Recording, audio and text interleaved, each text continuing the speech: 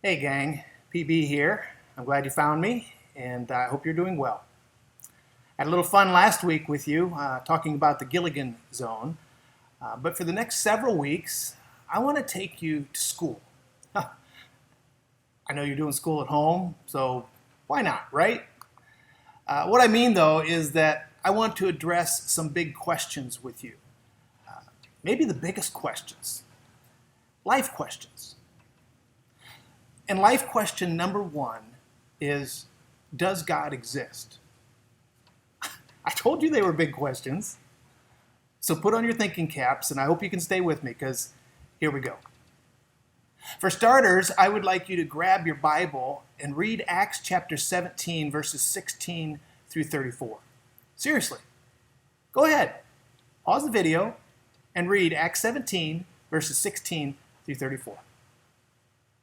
Welcome back. Does God exist? C.S. Lewis, the author of the Chronicles of Narnia, once remarked that God is not the sort of thing one can be moderately interested in. After all, if God does not exist, there's no reason to be interested in God at all. On the other hand, if God does exist, then this is of paramount interest. And our ultimate concern ought to be how to properly relate ourselves to this being upon whom we demand and depend moment by moment for our very existence. So, people who shrug their shoulders and say, does God exist? What difference does that make? Merely show that they haven't yet thought very deeply about this problem.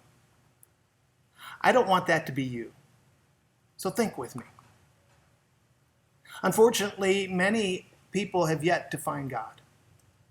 Some are even unsure if he's out there to be found. And this is, of course, not something new. I just had you read part of Acts chapter 17, and the Apostle Paul encountered the same confusion and uncertainty when he walked among the idols at Mars Hill in Athens.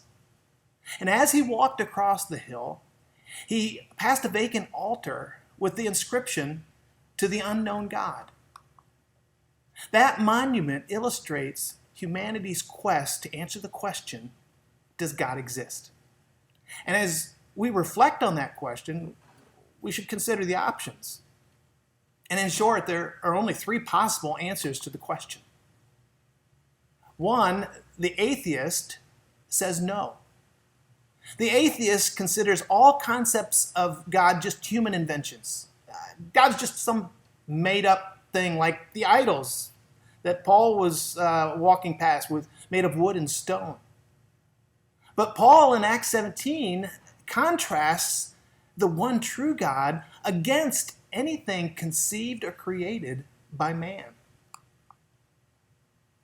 Second, the agnostic says maybe. This person doesn't really know if God or gods exist or not.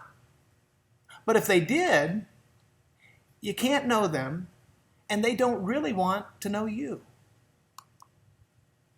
And then third, the advocate says yes. And like Paul declares with authority and certainty that God is real and that he has invaded human existence to redeem fallen humanity by his son Jesus. But is this just an academic exercise?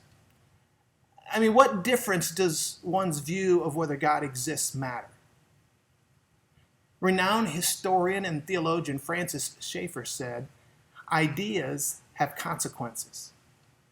And no concept or thought has as much significance as that of the existence of God. So the answer to this question will actually affect our understanding of a whole bunch of other significant issues.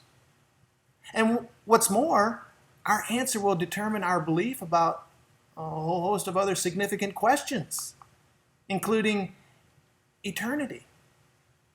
Is there life after death? Is there a heaven and hell? Morality. What is right and wrong? Relationships. Should I commit to a marital relationship? Religion. Which religion is right? purpose. Does my life have meaning? And truth. I mean, what is truth?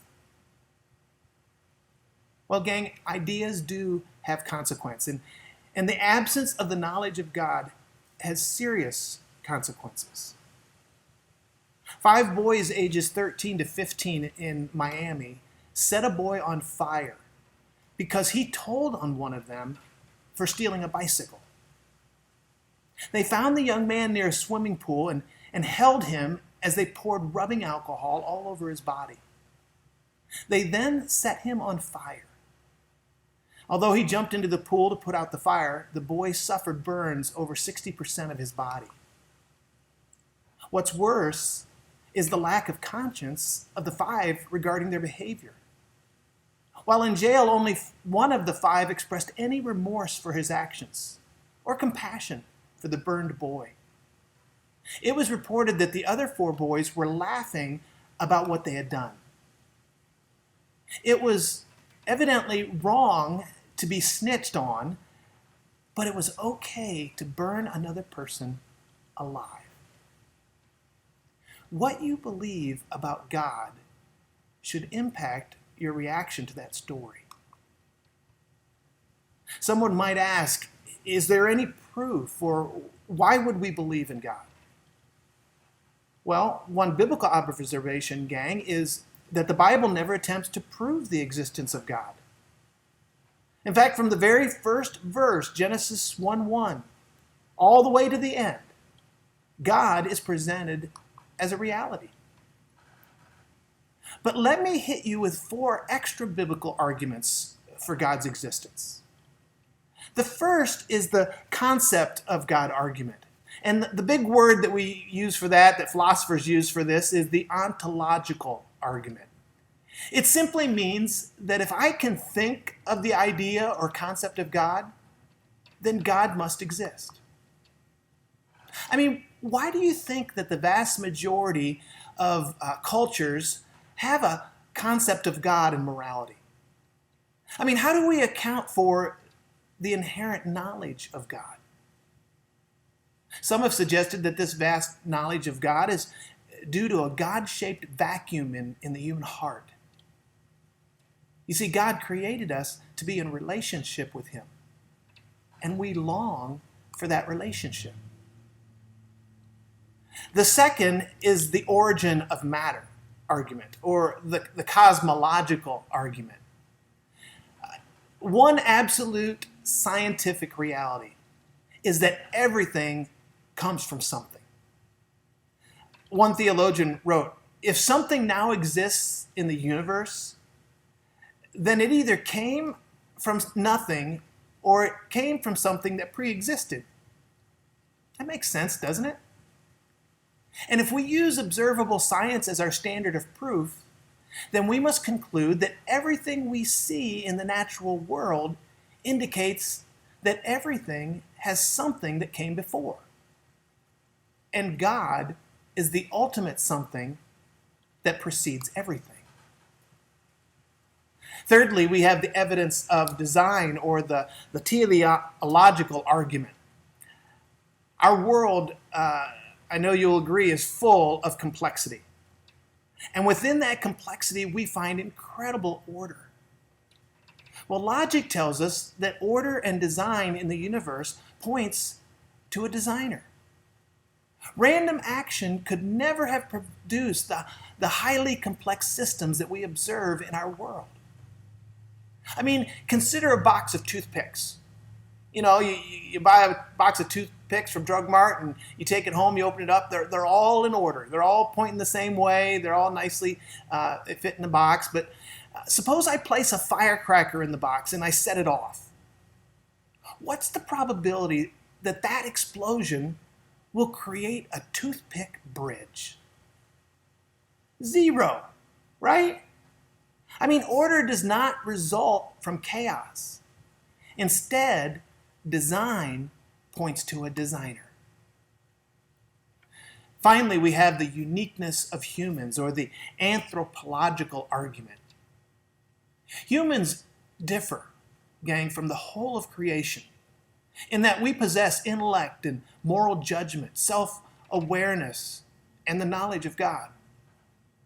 How can we honestly explain the differences without acknowledging a God of like being? I mean, consider our moral conscience. Animals don't have a moral objection to stealing or killing. We do. Consider our intellect. How can we possibly suggest that our minds have evolved beyond all animal species when dolphins possess echolocation? Those are 4 philosophical arguments for the existence of God, but is there any concrete proof that God exists? And that the God of the Bible is the real God? And that Jesus is truly the Son of God? Absolutely. One indisputable historical evidence: the resurrection of Christ.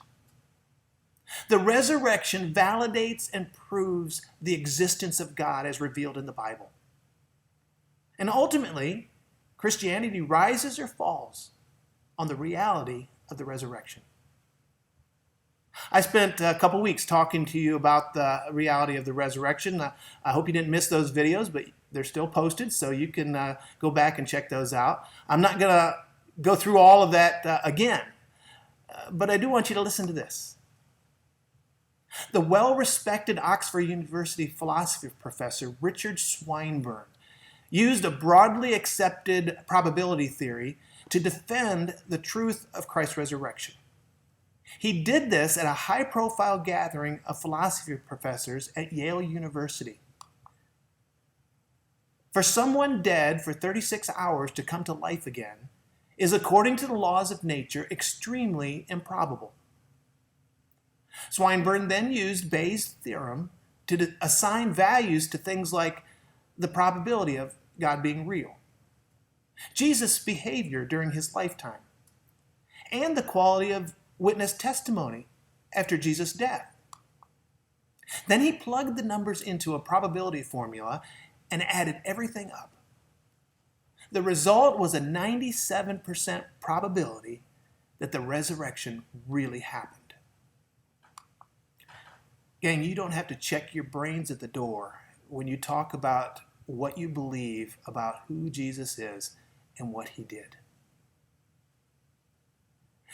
When Charles Colson, one-time Watergate criminal turned founder of Prison Fellowship, is challenged about the truth of Christ's resurrection, he responds in this way: "My answer is always that the disciples and 500 others gave eyewitness accounts of seeing Jesus risen from the tomb.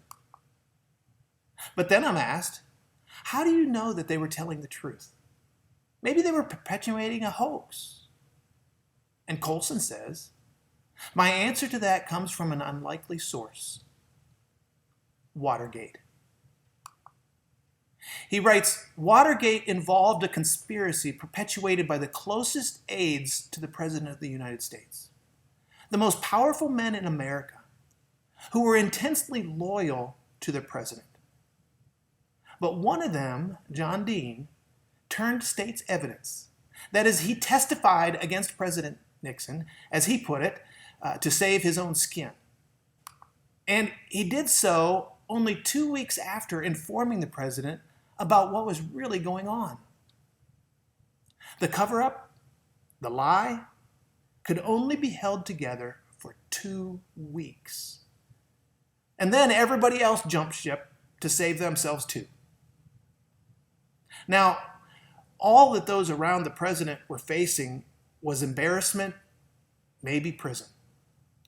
Nobody's life was at stake. But what about the disciples? 12 powerless men, peasants really, were facing not just embarrassment or political disgrace, but beatings, stoning, execution. Every one of the disciples insisted to their dying breaths that they had physically seen Jesus bodily raised from the dead. Don't you think that one of those disciples would have cracked before being beheaded or stoned? That one of them would have made a deal with the authorities, None did. Men will give their lives for something they believe to be true. They will never give their lives for something that they know to be false. The Watergate cover-up reveals the true nature of humanity. Even political zealots at the pinnacle of power will, in the crunch, save their own necks, even at the expense of the ones they profess to serve so loyally. But the apostles could not deny Jesus because they had seen him face to face, and they knew he had risen from the dead. No, you can take it from an expert in cover-ups. I've lived through Watergate. That nothing less than a resurrected Christ could have caused those men to maintain to their dying whispers that Jesus is alive and is Lord. 2,000 years later, nothing less than the power of the risen Christ could inspire Christians around the world to remain faithful, despite prison, torture, and death. Jesus is Lord. That's the thrilling message of Easter. It's a historic fact, one convincingly established by the evidence, and one that you can bet your life on. Well, gang, I hope this video encourages you and strengthens you in your own faith in God. Keep hanging in there. Keep giving me those likes. And don't ever forget, PB loves you.